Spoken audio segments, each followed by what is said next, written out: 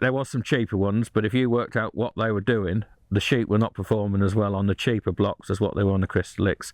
Value for money, I think the Crystalyx would be the best block. You're back. How is it working as a family farming unit? Do you want the honest answer? We work as a family farming unit. It's nice to have the whole family farming with you.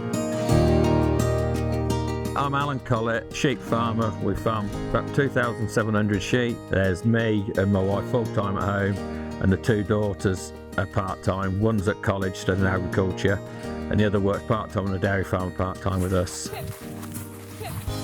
Key challenges to expanding have been obviously financial, trying to buy enough sheep and find the ground. A lot of what we farm is old pasture ground and old park ground, and it's trying to make the sheep work on bad ground is our biggest challenge.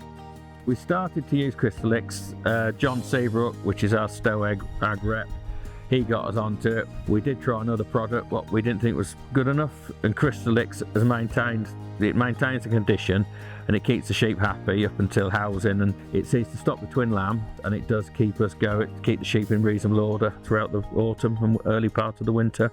Some of the other blocks we used, they were eating it far too quick. They were virtually eating it rather than licking it, and they just did not seem to thrive like they do on the Crystalyx.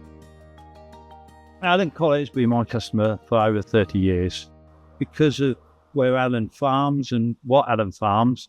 Because there's a lot of poor pasture, all we're doing is trying to balance up and get the very best out of the grass and forage that's available. February lambers would be 185%, but it was the March lambers which seems to have suffered the most this year, but it's just the bad autumn conditions, the wet weather. We were 180% for them, and then we scanned the 400 April lambers yesterday, well, they were 188%, but that included, in our flock we have 500 shearlings put in every year, so obviously the shearlings don't have quite so much, but we haven't scanned the ewe lambs yet, but that'll be a very interesting scan because they've come down in September from the north, and they have had bad conditions ever since they've been down. But with the ewe lambs, we put them straight on the Crystalyx tubs when they come down, and we've found this year they have ate more of them because they've needed them on the conditions. Crystalyx just works. It just seems to work. It's worked for years. If it's not broke, why fix it?